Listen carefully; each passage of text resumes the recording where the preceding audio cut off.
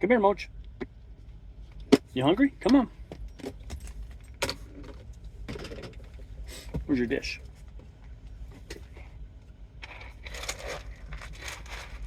You getting up here? You trying to jump up in my lap? Quarter cup, that's it. You're a big eater, aren't you? All right, I'll give you this. And oh, you need water, don't you? Good God, look at that. You are out of water. Oh boy. Hey folks, it's Right Lane Cowboy for the American Truck Driver. And Mochi. Mochi needs a little bit of water and food. She went out there and ran all over the place today, chasing birds. And oh, I better kill my lights. That's always rude, right? You know, 17 years ago, I started driving truck. And even at that point, I was 20 years past the good old days of driving truck. You know, my parents-in-law were team drivers. I think I've mentioned that before. And they drove from way back in the early, late 70s, early 80s, I believe, all the way up until 1998. And I think that's when they retired, in 1998. But they got some amazing stories. Stories I just sit and, I probably look like a little kid at story time in the kindergarten when they get to talking about their old trucks.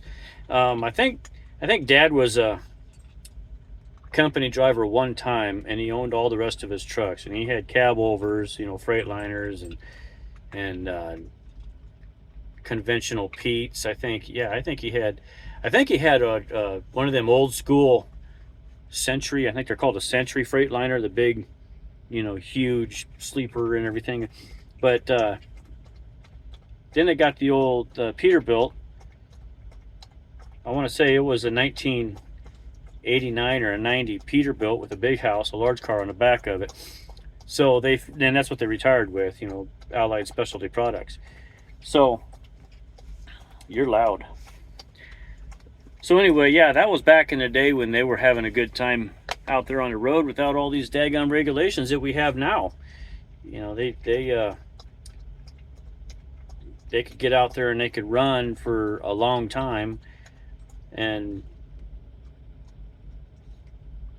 not have to worry about these daggum surprise roadside visits and all this stuff and it's no longer a specialized DOT officer. So most of the states are training their state patrol officers as DOT officers. So, but anyway, yeah, that was a long time ago, and I got into it decades past, and then I've been driving for almost 2 decades since, with all this DEF, and which is DEF, diesel exhaust fluid, in all these trucks.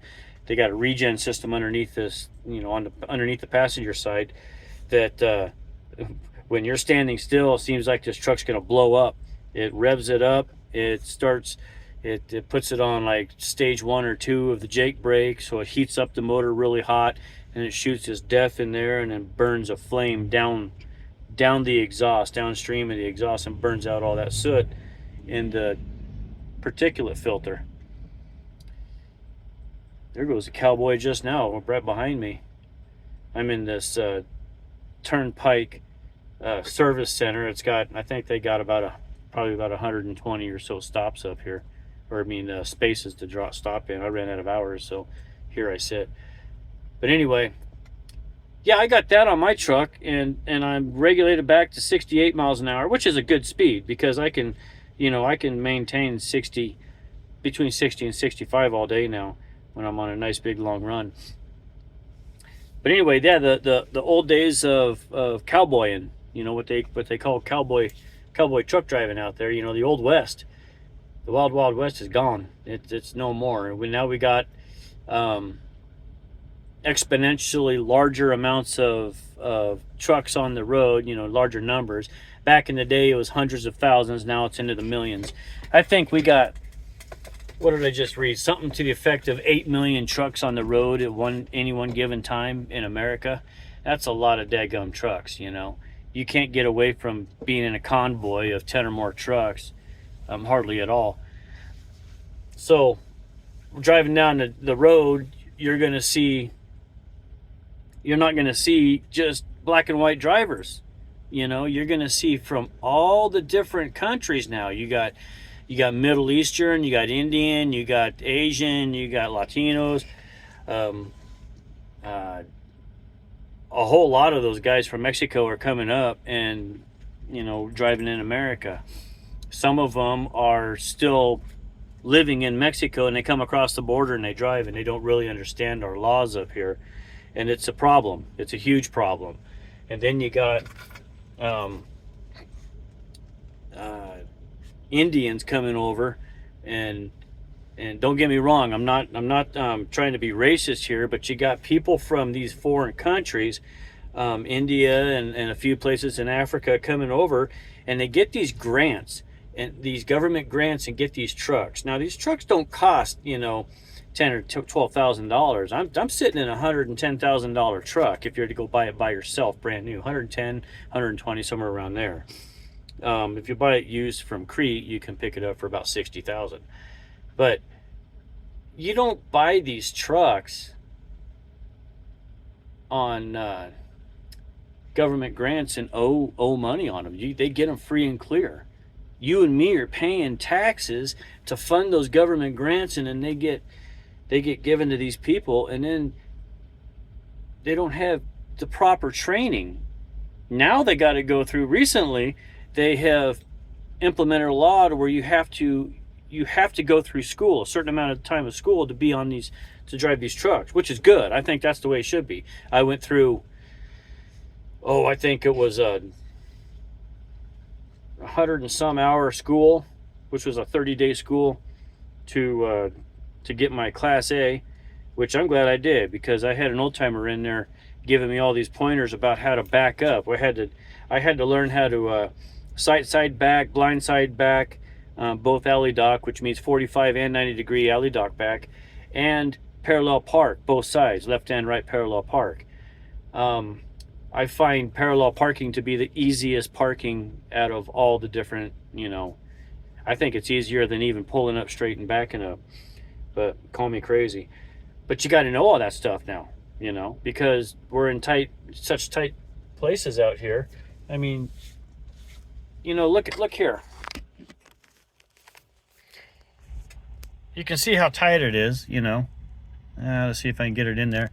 And in front of me, this is a fairly tight, and it's all diagonal parking. It's not exactly easy to get into these places. If you're a rookie, you got to know stuff. You can't just pull in and park like you're in Walmart and think it's going to be okay. There's a certain way to come down. There's probably about 40 feet between the corner of my truck, the front of my truck, and the corner of the back of the truck across from me. That's 40 feet. You're trying to maneuver a 70-foot vehicle between that 40 feet and go in and miss this truck and the truck that you're going in on the other side. It's not exactly easy. You got to know how to do it, And these are wide areas. These, like that tanker that just pulled in up there. I should have been videotaping that, videoing it for you. But he came very, very close to the tractor he was pulling around, and that's. Are you freaking out back there? Mochi's freaking out back there. What? Look at this. What? Are you freaking out? She was jumping around the bed like a crazy dog. Mochi. I think she was freaking out back there. Look at her, look at us. That is so hilarious how she does that. Okay, now we're going to lay down. No, we're good. She's a riot to have on the truck. I love her to death. So anyway, yeah, you can't just be a rookie and jump in these trucks and get out on the road and think you're going to be able to do it without hurting somebody. You really got to have knowledge in your head.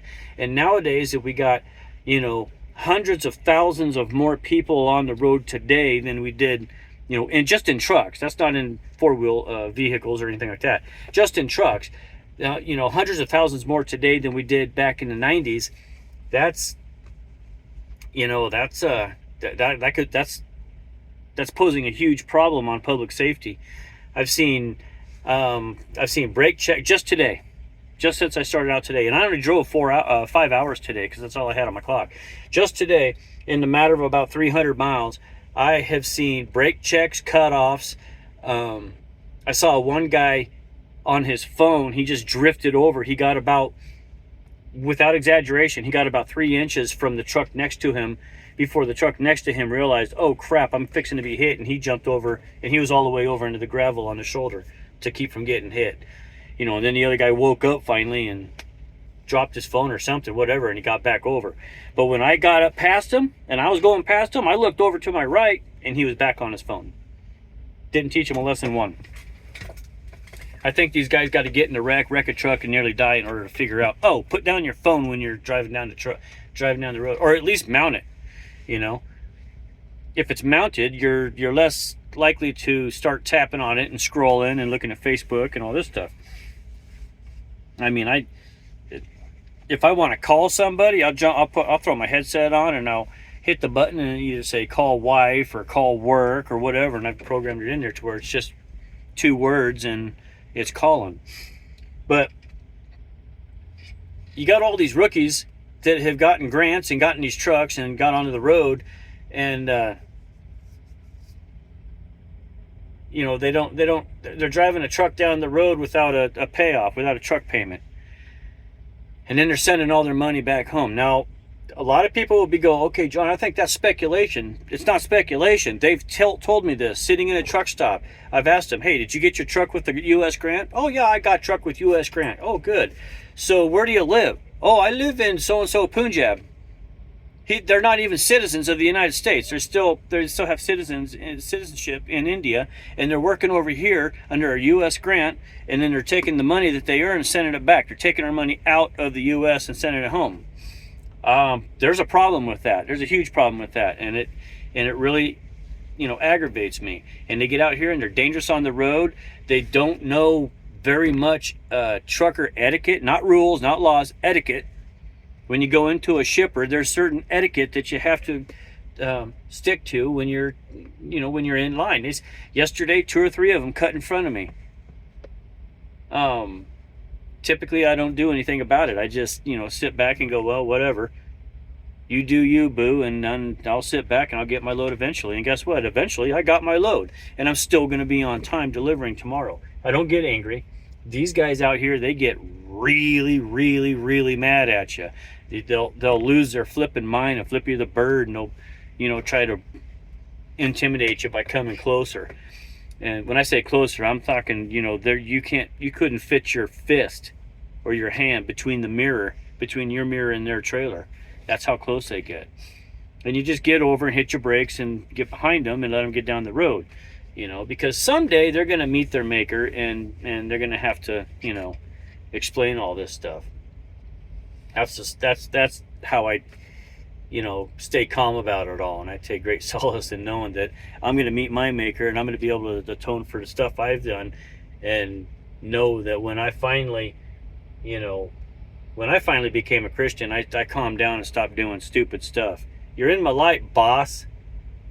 The sun's going down real fast, and this guy just drove in front of me and got my light. And there he's out. There we go. But he's doing good. He's driving real slow. See what I'm talking about? Looks like there's a lot of space, but those tires are going to come pretty close to that trailer. I'm going to close that gap a little bit.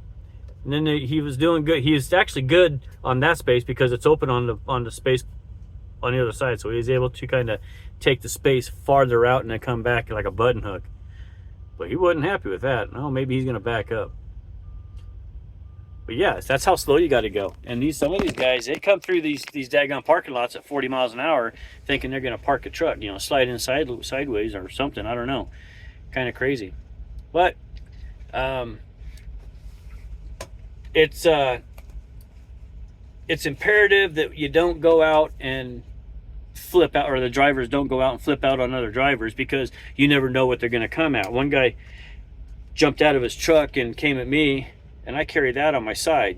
It's just a little Walmart mossy oak, let's see, yeah, mossy oak knife, and it's in a scabbard, and I use it more to pick rocks out of my tires, or to strip wire if I need to, if I gotta fix something or whatever. But it's hanging on my belt, and I know how to use it, and I don't take it out unless I need to use it. If people comment on it, I just look at them and go, yep, and keep right on walking. They go, hey, nice knife, bud. Yep. Keep right on walking. Or why do you got to have such a big knife on your belt? I've had that a million times. Why do you got to have that on your belt? And I just look at them and go, yep, keep right on walking. I don't engage with them because 9 times out of 10, when it's a, hey, nice knife, bud, it's usually somebody who's trying to get me to open up dialogue about my knife. And I'm not going to talk about it. I don't care about it. If it was a gun, I wouldn't talk about it. Doesn't matter. I don't talk about what's in my pockets. I'm not going to talk about what's hanging on my belt. But these guys out here, you don't know. You know, there are a whole lot of Muslim faith people driving trucks out here. And they're quiet, and they're like a sleeper bomb. You don't want to piss them off. You never know what they're going to do. You never know what the Sikhs are going to do. You never know if they're going to go into rage or something like that, or you never know. I mean, the people that I don't worry about are the Mexicans. I love them to death. They're if you say something bad to a Mexican, what do? Hey, that's messed up. That's about it. Hey, that's messed up. That's it. And then the whole black community, I love how they react. Those people are my favorite. The entire society, the entire black community cracks me up. Their reactions to people, I mean, that's why they make the best comedians. I don't care what anybody says. And they, when you see them reacting to people, I'll be sitting there talking to, 9 times out of 10, I don't know why it is, 9 times out of 10, if I'm standing in line talking to a black guy at the truck stop, he is like 6'14" above me, and he is commenting on just about anybody and everybody around, and I am dying laughing. I am just losing my, cookies laughing. But the times that the crazy liberals in the truck stop start freaking out, and I'm standing next to a big black guy, he kind of looks at me and goes, and then starts, because 9 times out of 10, I am standing like maybe 2 feet from this guy, and I'm looking at him, whoever's messing with me, going, are you stupid? You got a crazy freaking redneck here, and you got a big black guy here, and you're spouting off about stupid truck drivers, and you're spouting off about how America is so bad, and how we're all racist, and all this and all that. I just look up at my buddy, and he looks down at me and starts laughing, and this guy shuts up and walks off, because that's all it takes, really. My dashboard's kind of bright here. But you got too many walks of life and too many people out there that are really making things dangerous on the road. They're making their road etiquette, their shipper and receiver etiquette, their truck stop etiquette is non-existent. These guys don't have truckers etiquette, all your new rookies, your people that have been driving 10, 12 years or less, they don't know. They simply don't know. I just posted on Facebook, the people who grew up around heavy machinery, farms, building their own cars in high school, stuff like that, that became truck drivers, they're going away.